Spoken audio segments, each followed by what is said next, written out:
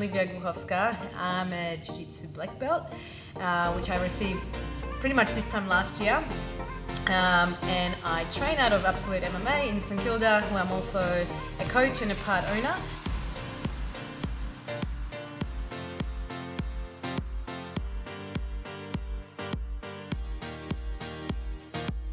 So I coach the kids program as well as the women's program and also the mixed classes as well. I started Jiu-Jitsu, I think it was at the end of 2010, and that's right after I retired from cycling. So I was a gymnast for 12 years and then I had a change of sport when I was too old at 19 and I took up sprint cycling.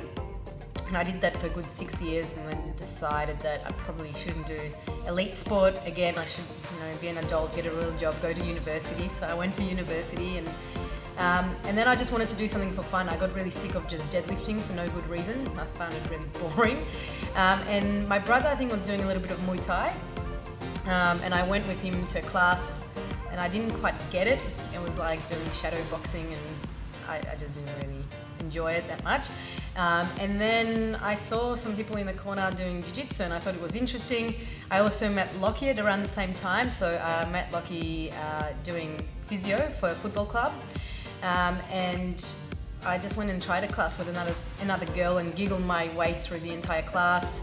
Probably wanted to, impress Lockie and go, I did Jiu-Jitsu today. If you want to cross face me, I'm going to lie my hand. So this is my pillow and I'm lying on it. Try to cross face me now. She can't get in there. Try to pick my arm up. I'm lying on it, so it's going to be really hard. So I'm safe for a few minutes. Now it's still really hard for me to turn into her because she's probably going to be putting a bit of pressure on and driving forward. And she'll probably be starting to walk around my legs. Yep, just keep walking up. So it's still going to be hard to completely turn forward and just recover my guard. So instead, keep going. So if you keep trying to pass, keep trying to get a cross face, I'm going to move my legs away till I get to this position. So, no, not necessarily like that, but then you try back to here. If you stay like this and you pass the center line, hold your foot, just the shoulder, and you pull up back to side control. So it's more like this. Yeah, and then so that's it. You just want to think like space. I ended up doing about 2 weeks worth of classes and I went to Brazil with my sister and we just went for a holiday. And then I got really sick of partying and drinking, so I decided to just go to Checkmat and do, Jiu-Jitsu, and which was weird as a 2-week white belt. People there were really, really nice to me, and I decided that I love the sport, I love the people in it, and I came back and just started training as much as I could. And I never thought I would compete. I never thought I would do it, in any other way than just for fun and just to be fit, just because of I wanted to have a good career, have a source of income that wasn't through sport as well. But then 3 months later someone suggested to do a competition and of course I did, and then I competed ever since then. So I can't, like with her head here, right? So I can't, even if I hip escape, I can't get that leg in. So what we're going to do is invert. So I still block her shoulder. If I don't block the shoulder or my arms are bent, she'll just pass me. I'll collapse in. So this is really important. We go in, I block. Now, what I'm going to do to invert is still use this hip escape, but I'm going to tuck this close to my butt. And what I'm going to do is lift the leg up, head in, and square back up. So we go, she goes the other way, I block. I'm going to, when I hip escape, guys, make sure you don't go straight in this leg, right? So I hip escape away, I tuck my leg in, so she still can't pass into this space. I bring my heel close to my butt, I go on my shoulder here, like this, and then I tuck my head in. Head in, invert, come back in. Go the other way.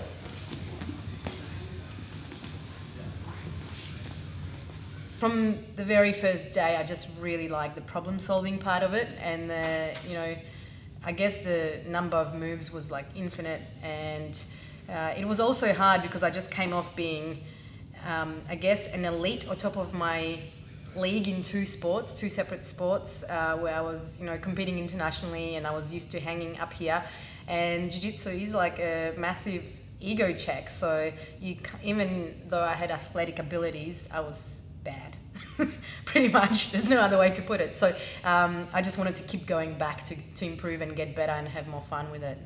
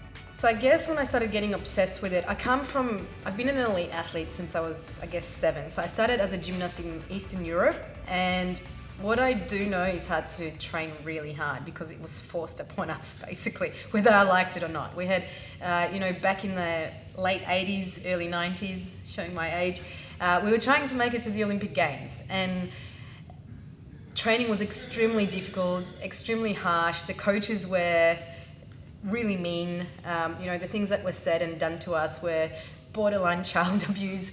But what it's taught me is the meaning of hard work. So we worked a butts of pretty much my entire life in sport, and never really I had good results, but I wasn't anywhere near world's top gymnasts.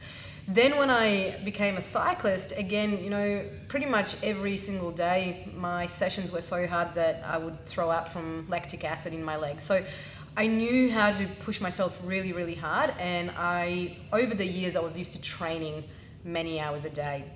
I guess through being a gymnast, my body awareness was pretty good, spatial awareness was pretty good.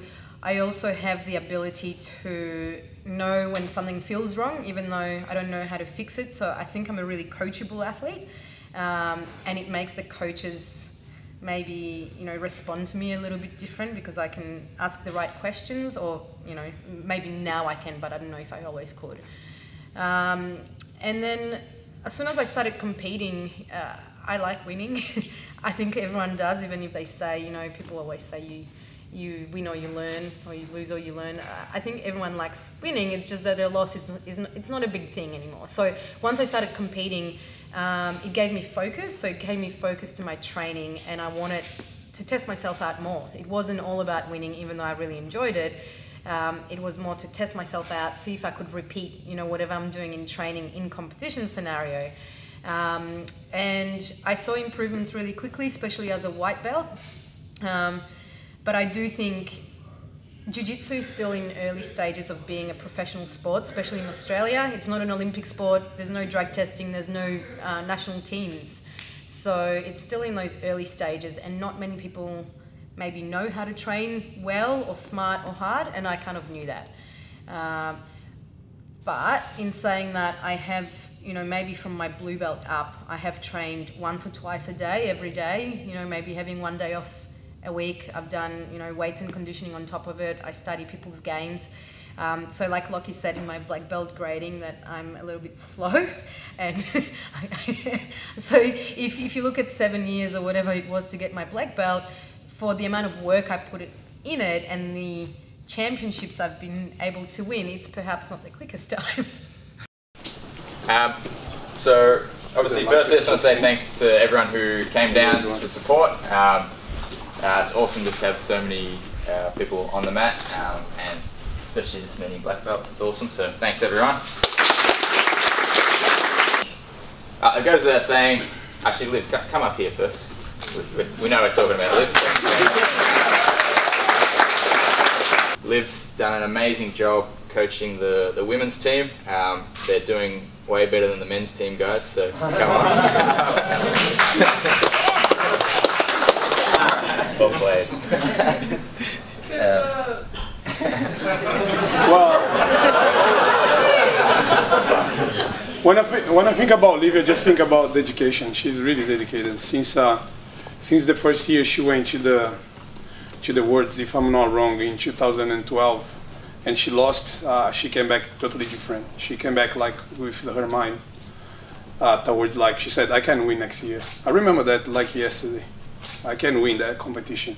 And she didn't even win the state championship here in Melbourne, in Victoria. And she made all the way through all competitions. Every day training, a lot, like Lachlan said, more than everyone. And I think the reason you're black belt is your dedication and everything you put on the mat. Congratulations. God.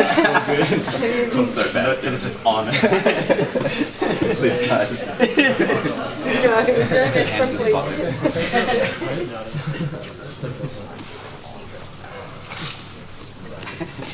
That's pretty good.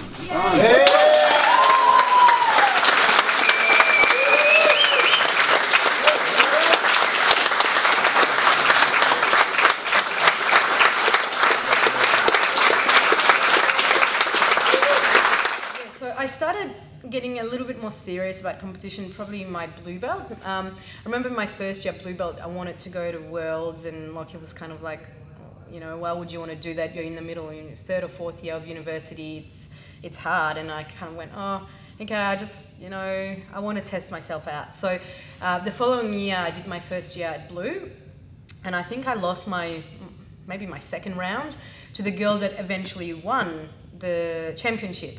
And I had absolutely no expectations. I was never really that good or anything, but I remember I swept her, and in my self-entitled blue belt days, I was like, I just swept a world champion. And I walked off the mat and I was like, I'm gonna win it next year. And I just remember Lockie looking at me going like, yeah, you might need to like learn a guard or some moves if you want to win the world. So, but I was dead serious. So we came home and we literally made an Excel spreadsheet, which was my drilling and specific training plan that I did 3 days a week, 2 hours before every class, and I bribed people to come and be my partner with coffee, breakfast, whatever I could get.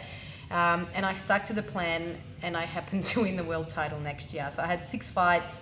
I still wasn't a well-rounded athlete, but what I knew, I did really well, and I just executed everything on the day and won the world title. And it was, to this day, was the most incredible feeling in the world to me. Even though it was blue belt, it's the first time I actually believed that I could do it and I could belong with the best people in the world. So then I got my purple belt, and I did Nogi Worlds at purple, I think about 3 months after receiving my purple belt, and I won it, and that was pretty amazing. And then Lockie and I went to Brazil and lived there and trained there for about 8 months, and I got my butt kicked every single day by all the girls there, and I learned a lot. But after winning those 2 titles, and I also came second at purple belt gi worlds, I kind of went, well, if I can do it at blue and purple gi and no gi, why not brown and why not black? You know, it's never been my aim. My aim was always to just enjoy jiu-jitsu, but I thought, why not at every other belt if I keep improving? And so 2016 brown belt worlds, I got my brown belt, I think 5 months before the world titles, and I won another world title at brown, which was an amazing achievement because it's the first time I decided to cut weight. So I cut to Rooster, which is, I had to be about 46.5 kilos on the day, which is extremely difficult for me. It's probably one of the hardest things I've done. And I won that. And the following year, well, I thought actually Lockie was going to make me do it again and win it at light feather rather than Rooster, but I received my black belt, and that's, you know, now my aim is to medal at world titles or win a world championship. I sort of stopped putting those limits on myself. So as a black belt, I'm still a very new black belt. I've placed second at Nogi Worlds, which yeah, it was absolutely amazing for my first black belt Nogi Worlds. And then I came second at European titles, second again at Abu Dhabi World Pro at black belt. So I'm getting sick of silver medals, but in perspective, it's still, you know, if you would have asked me that 5 years ago, I wouldn't have believed it. So I'm at the stage now where I guess the wins and the losses mean less, but the improvements I make at the gym and what Jiu-Jitsu has given me in life mean a lot more as well. Here before, so we'll go to finish. So with a single leg, I want my front leg to attack her front leg, okay? If I had this stance, I wouldn't go for her back leg because the distance is too far to cover. So for single legs, you, not always, but almost always you want to do outside single to the outside leg. So if my left leg is forward, I'm going to mirror her stance. I'm going to drop down, so step at least even with her foot. A little bit different, wrestling doesn't have submissions. In Jiu-Jitsu you always want to be, so I'm driving like kind of to her ribs and here. Hands are like gable grip, like this, and nice and close to my chest. So we don't leg and bump into the ribs, to here. A few different ways to finish a takedown. When you're standing here, guys, so again, go the other leg, outside, head stays on the inside, this knee's down, this knee's up. I push with my straight back to her ribs, heel, here. Now I can turn, stretch it, walk back nicely. Any questions about that? When I started Jiu-Jitsu, there was pretty much close to no women training. I had another girl at my club and we were good training partners together. I was no stranger to being the only female in a sport. Trek cycling is probably worse than Jiu-Jitsu in terms of it being, you know, boys club, and so I was no stranger to that. But it's very hard training, not only like mentally but physically. When you're a 50-kilo female, it's extremely hard to stay in the sport and not get broken or discouraged. So when we started our own club at Absolute, it was really important to me that we develop a good culture where women feel welcome and they feel supported, and there's women to train with at the club so they don't quit. So we started the female-only classes not with the purpose of segregating girls from guys, because the men have been my favorite training partners over the years, but it's to help people get started. You know, not every female in the world feels comfortable being so close with male contact, or some women started for self-defense reasons or because they've been abused in the past. You know, that's not my story, but it doesn't mean it's not everyone else's. So we started those classes and they were immediately pretty much a great success. I think it changed the culture of the club. When we first opened doors, I had to ask men not to urinate in the female toilet. And the answer was always like, why not? Like, there's 50 of us and there's one of you. And I had to literally stand and say, this was about 5 years ago, because you're a male and this is my space. So we had to fight really hard for it. But once the culture changed and it became acceptable, not acceptable, not to drop your dacks and get changed in the middle of the mat, not to intimidate other women, not to walk around in your underwear. Once that culture started changing, we saw more and more women come. You know, once we had 3 or 4 regular girls, it attracted more and more girls to stay. So the women's class has been super successful because we have training partners that we can roll with. Even though I started Jiu-Jitsu purely just for recreational reasons, and I never ever imagined where it would take me, you know, I'm a part owner now of 2 gyms, you know, one in Australia, one in Thailand, and I coach every day. I teach privates, I teach seminars, so I'm able to make a small part of an income through this way. But also, I'm a physiotherapist, so I started my own business, Physiolab Melbourne, out of my own gym. So I'm self-employed, and that would probably never happen if it wasn't through Jiu-Jitsu. I work probably mainly with combat sports athletes, which is my absolute passion. It's what I love and what I enjoy. And again, Jiu-Jitsu has afforded me that. I've been able to travel pretty much all over the world, you know, teach seminars in Korea, teach and train at the Galapagos Islands with Lockie, north of Brazil, just Poland, Japan, pretty much everywhere. And again, I probably would never have these experiences if not Jiu-Jitsu. I've also been appointed a board member for the Victorian Professional Boxing and Combat Sports Board, and that's another thing that would have never happened if not Jiu-Jitsu. And probably the most importantly, I have the best friends in the world, you know, who see me at my worst and at my best every single day, where I don't know, I'm hungry or I'm crying very occasionally, and they don't care. You know, we hang out together, we travel the world together, we're there for each other the whole time. I see these people more than my own family, and that's probably like seeing them grow up as people as well, and seeing them gain confidence and become more honest and better people is probably the best thing that the sport can give you.